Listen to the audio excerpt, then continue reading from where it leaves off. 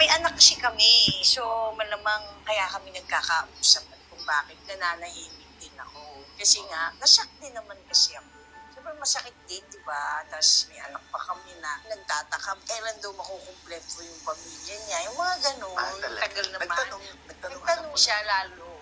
Ano sinagot mo? Wala akong masagot. Kasi, di ba, sabi ko na lang, we will try our best to be together. All together na. Together forever. Dapat yun ang sinagot ko, no? O ikaw din naman, very, sikat na sikat ka din, ha? Kaya, welcome to me in your vlog. Thanks to myself for guesting. Hindi. Controversial ka din. Kaya nga, kakausap mo ba yung anak mo tsaka yung tatay? Oo, lagi. Nag-games, nag-roblox, tapos nag-uusap sila matagal. Tapos ako nandun lang sa tabi, kikinig. Tsaka siguro dahil sa pagmamahal ko sa kanila, natutunan ko nung manahimik. Tsaka sobrang siguro masakit, di mo ba alam kung una, hindi ko gustong pag-usapan kaya hindi ako sumasagot. At pangalawa, talaga legally, kami pa naman, hindi pa naman nag-file ng divorce or what. So, wala akong dapat i-share. Pero dahil nga nagka-screenshot na, yun na yun. At least, nabunutan na rin ako ng tinig kasi siya na nag-explain yung lahat in one screenshot.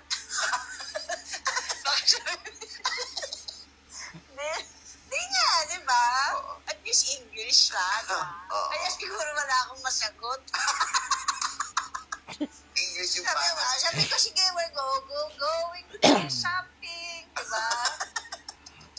Gusto kong gumanon. Ayoko na nga, dahil baka ma-screenshot din. Baga parang tanggapin ko na, kung ayaw na, ay respetuhin. Pero yung next action, syempre, yung anak namin, pangalawa, baka naman. Baka naman, malay mo, di ba? Maawa, or hindi naman maamin, baka maayos.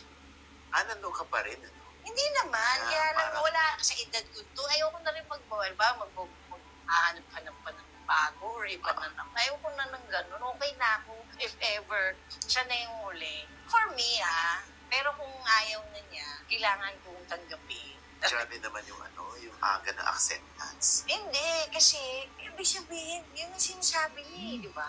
So, para sa akin, hindi naman siya tinatanggap ko, nire-respeto ko kung ano yung sinabi niya. Di ba?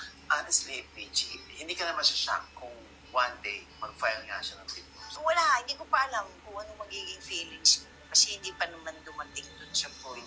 Kaya mahirap pangunahan. Pero mula nung nagkakaproblema kami, syempre, lagi akong umiiyak-iyak araw-araw. Pero ngayon, sa tagal na nung kaka-araw-araw, tapos meron pang ibang hinaharap ng mga ibang issue. Kaya parang sa panahon ngayon, kailangan kong gawin yung step by step, baby step, one by one. Kumbaga hindi pwedeng lahat saluhin ko Diba? Saluhin ko yung issue namin, pamilya, saluhin ko yung lahat ng issue ng may mga kusino-sino siya.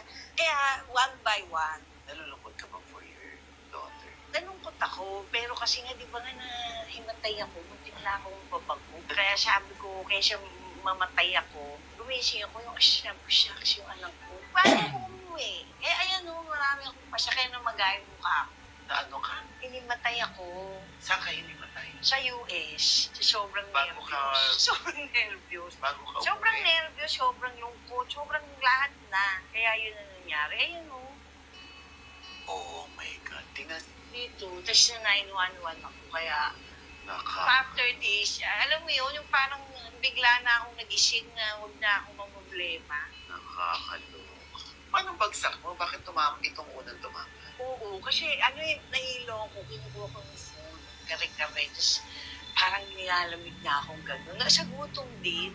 Kasi nga, siyempre, sabi ko, dami ko nang kinain. Pasko ba? Alam mo yun, tapos pauwi na rin ako, kailangan ko na mag-pigil kumain, tapos gusto kong yakapin lang yung anak ko. Alam mo yun, yung kung tulog siya, gusto ko lang nandun ako sa tabi niya. Kaya hindi kami kumain, isang sandwich, naghati pa kami. Tapos so, dumating na yung alas 12, sabi gutom na talaga ako ng gabi. pagkain. Ay, di, kinukuha ko yung pagkain.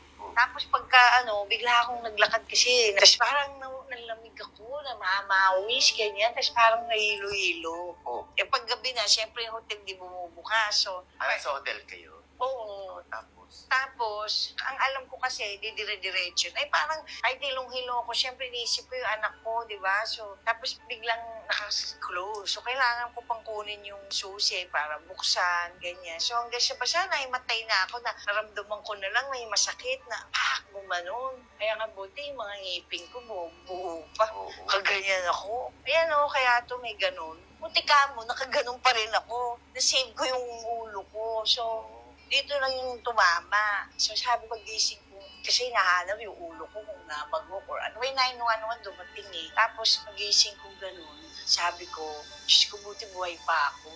Tapos after nun, mas masaya na ako na nabuhay. Diba? Na hindi yung ulo. Kasi talagang duguan na to lahat eh. Parang ang dating talaga. Kasi yung mga tao sa harap mo, oh my God. Yung, alam mo yun, gumaganong-ganon. Tapos sabi ko, ay nung hinawakan yung ulo ko, sabi wala naman daw dito lang. Pero kasi siguro tumulo na, kaya kung parang dami-dami ng dugo sa mukha. Nung nalaman kong walang tama, sabi ko, okay na. Ano yung calling? Pag tumatawag, ano ba naman yan? Ang kulit. Sobrang to, nagnam. Hanggang ngayon nandiyan pa, kaya namamaga din yung mukha ko kasi, na. Talagang pinilit mong bumangon at pinilit mong maging matapang dahil naisip mo yan. Yes. So hanggang ngayon, yun lang ang dasal lang at saka ginagalingan ko lang. Kasi hindi na pwedeng hindi masyadong mag-isip eh. Kailangan legalities eh. Whether kung ano man yan, divorce yan, or pinapile nila, di ba? Oo. So, yun na. Nandun na ako sa sitwasyon na inaayos ko step by step ang lahat. Kaya wala na ako sa sitwasyon na takot, na yung parang tanggap mo na, kasi kasuhin na lang lahat. Pinanday ka naman ng panahon. Correct.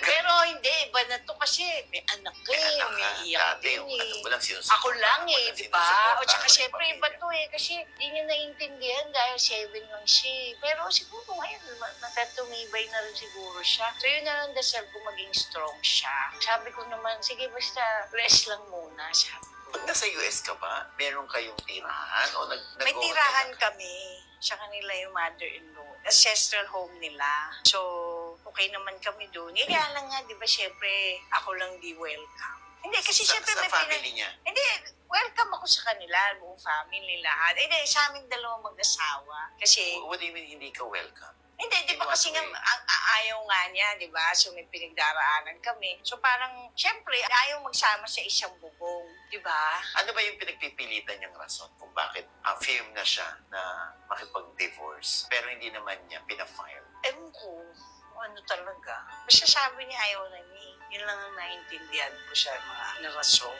Kung ibabalik mo yung panahon, sana hindi ka sumuot sa relasyon. Hindi, wala akong pinagsisihan. It's still the best, you know.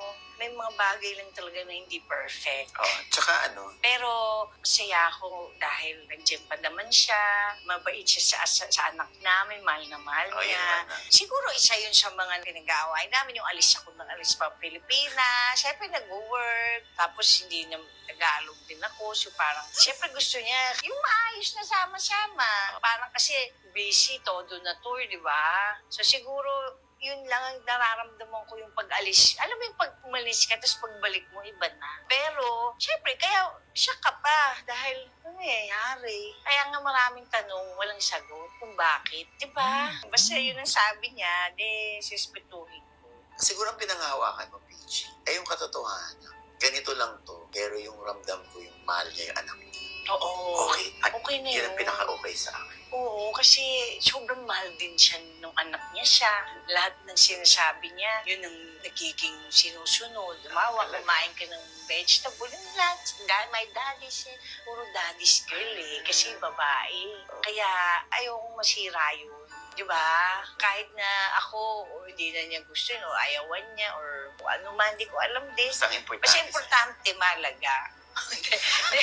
Importante yung anak namin, hindi niya iiwasan, hi hello pa din, mag-jam. Yun naman ang gusto niya din. O isang rason din siguro, maybe dahil maalis-alis kami ng bata, kaya siguro din pwede rin nagagalit dahil doon. Hindi ko sigurado kasi nga hindi na ako yung kapag-usap dahil nga baka after the script.